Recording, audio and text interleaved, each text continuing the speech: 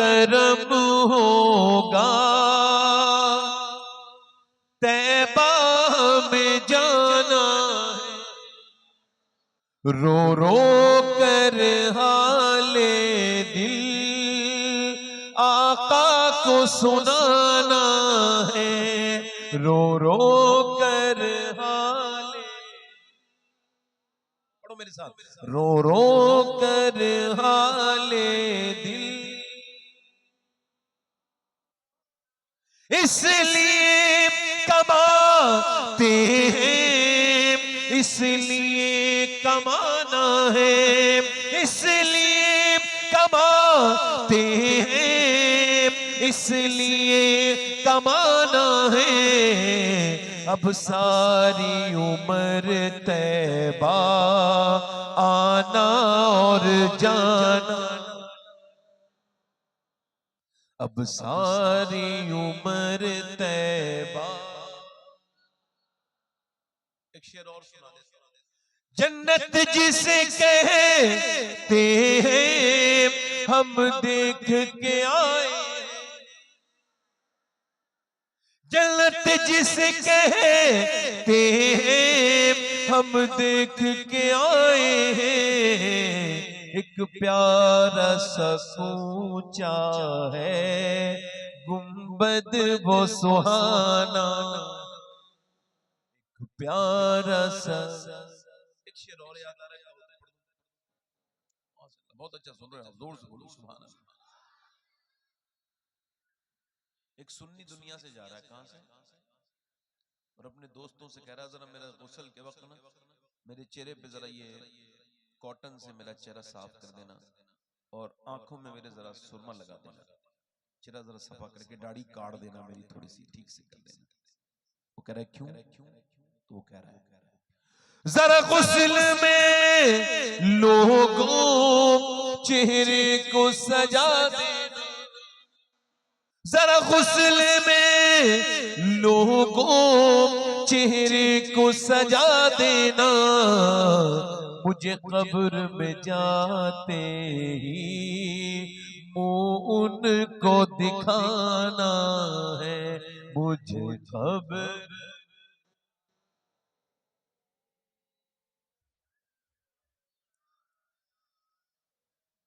अल्लाह के रसूल फरमाते हैं हर नमाज को आखिरी समझ के पढ़ो। इसका मतलब क्या है? अगर किसी नमाज पढ़ने वाले से कह दिया जाए कि बस ये आखिरी नमाज है, इसके बाद तुम्हें सजदा करने की तौफीक, तो कैसा सजदा करेगा वो? रोएगा ना, तौबा करेगा ना। हुजूर फरमाते हैं हर नमाज को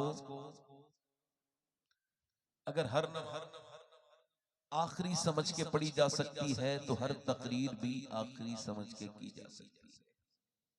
और अगर करने वाला ये समझ सकता है, ये फील कर सकता है कि उसकी जिंदगी की ये आखिरी तकरीर हो रही है, तो फिर सुनने वालों में भी कुछ लोग ऐसे होंगे जो अपनी जिंदगी की आखिरी तकरीर सुन रहे हैं।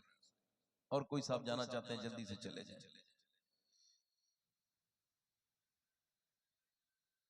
और कोई साहब जाना चाहते हैं तो चले जाएं, बड़ी मेहरबानी आपकी, अल्लाह आपको आपकी मंजिल तक पहुंचाए। वैसे आपकी मंजिल खबर है, उस तक मैं आपको ठीक से पहुंचाना चाह रहा था, मगर अब घरों के शौक लग गया लोगों को, सोना समझते हैं जरूरी है। भाई सोना जरूरी नहीं है, फिर सोना जरूरी नहीं है, अल्लाह को राजी करना जरूरी है।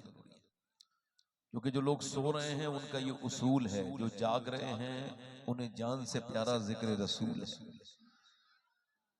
लोग सो रहे हैं अपने चैन के लिए, आप लोग जाग रहे हैं जिक्र हुसैन के लिए। बैठे आराम से बात। हो सकता है कि यहाँ पर कोई बंदा ऐसा बैठा हो जो जिंदगी की अपनी आखिरी तकरीर सुन रहा हो, इसके बाद मेरी बहनों में कोई बहन बैठी हो, मेरा भाई कोई ऐसा बैठा हो जो इस तकरीर के बाद फिर तकरीर, इस नसीहत के बाद फिर उसको नसीहत सुनने हैं। तो मेरे भाइयों, जब कोई ऐसे सुनता है तो फिर अपने कासे खोल के बैठा करो, ये कह के बैठा करो। अल्लाह के रसूल फरमाते हैं जन्नत में कयामत के दिन जन्नती जा रहे होंगे तो जब सुनने वाले जा रहे होंगे तो सुनाने वाले कहेंगे तुम कैसे जन्नत में जा रहे हो, तो वो सुनने वाले कहेंगे अरे तुम्हारी बातों पे अमल करके ही तो जा रहे हैं। तो कहेंगे हाय अफसोस हमने कहा मगर अमल नहीं।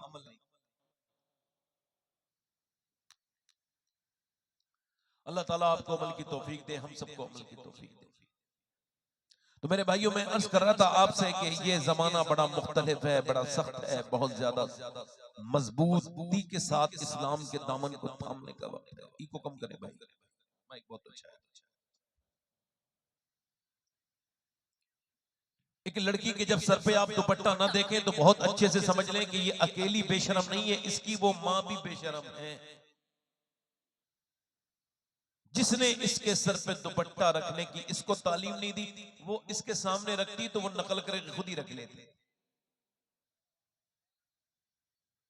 जब कोई बेनमाजी निकल के जाए तो अक्सर ऐसे ही समझा करो इसका बाप भी बेनमाजी होगा जो ये भी बेनमाजी है। हुजूर ने फरमाया हर बेटा अपने बाप का राज है, राज। अपनी औलादों को इस जहन्नम से बचा लो, वरना याद रखो मुसलमानों, दास्ताने मिटने में वक्त नहीं लगता, दास्ताने लिखने में वक्त लगता है, मिटने में वक्त नहीं लगता। जब तक पहले जमाने की औरतें अपने बच्चों को बचपन से ही दीनदार बनाती थी। आपने देखा होगा मौलाना, हाफिज और कारी, हुफ्फाज और कुर्रा ये अक्सर अपने माँ बाप के फरमा बरदार होते हैं। होते कि नहीं होते? होते हैं। 90% होते हैं, कोई 10%, कोई 5% ऐसा जाहिल हो तो उसका क्या जिक्र करना है। होते कि नहीं होते? मौलाना हाफिज क्यों? इमाम गजाली फरमाते हैं इस वजह से कि तुम तजर्बा करके देखना, जब तुम्हारा बच्चा गोद में बोलना शुरू करे, मेरी बहने और आप भी सुने, बोलना शुरू करे, उस बच्चे को गोद में लेना और गोद में लेने के बाद उस बच्चे से कहना बोलो बेटा कहो अल्लाह अल्लाह अल्लाह अल्लाह।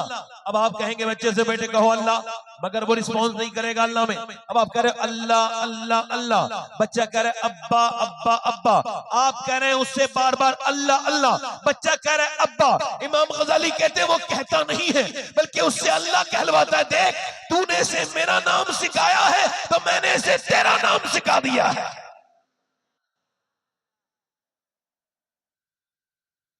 बच्चे बड़े हो के अगर तुम्हारे नाफरमान बने तो फिर अब अपने गिरेबान में झांकना कि तुमने अपने रब की कितनी फरमाबरदारी की। पहले बचपन से बच्चों को समझाते थे, तालीम देते थे। बचपन से माँ अपने बच्चों को गाने और नहीं सुनाती थी। माँ अपने बच्चों को, पहले के जमाने में मोबाइल नहीं थे, पहले के जमाने में माएं अपने बच्चों को मोबाइल दे के चुप नहीं करती थी, बल्कि वो हुजूर की बातें सुनाती थी,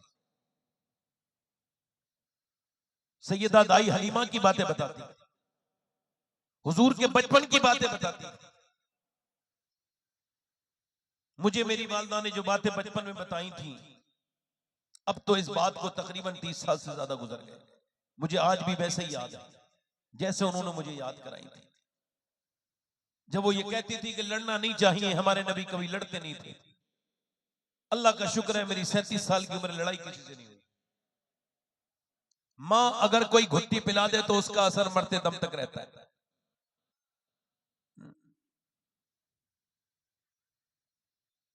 एक बुजुर्ग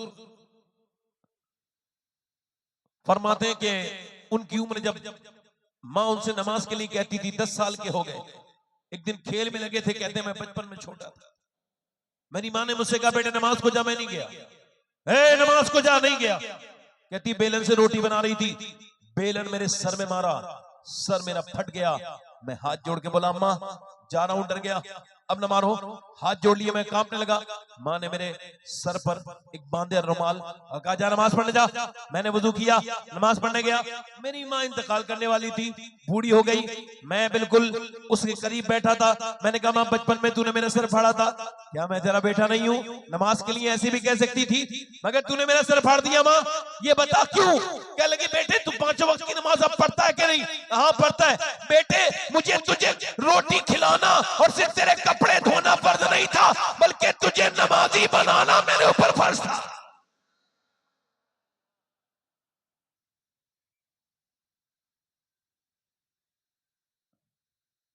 इसी वजह से पहले के लोग औरतें सही देख के लाते थे, शादी जब करते थे तो देखते थे दीनदार। बोलो गलत कह रहा हूं सही कह रहा हूं? हमारे यहाँ आपके बंगाल का नहीं पता, हमारे यूपी में जब रिश्ता देखते थे पहले बूढ़े बूढ़े, अब नहीं, पहले के लोग तो वो कहते थे ऐसी औरत देखो जिसकी नानी भी ठीक हो, यानी नानी तक चेक करेंगे। रिश्ता किसके साथ करना है?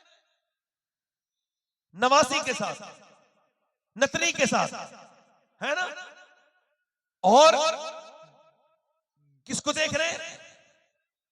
अब तो नहीं देखता मालदार आदमी किसकी नानी का क्या बैकग्राउंड है, किसकी मां कैसी गुजरी है।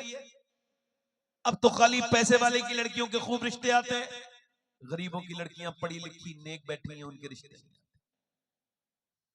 गरीब बाप जब किसी मालदार की शादी से आता है तो वो रात को सो नहीं रहा,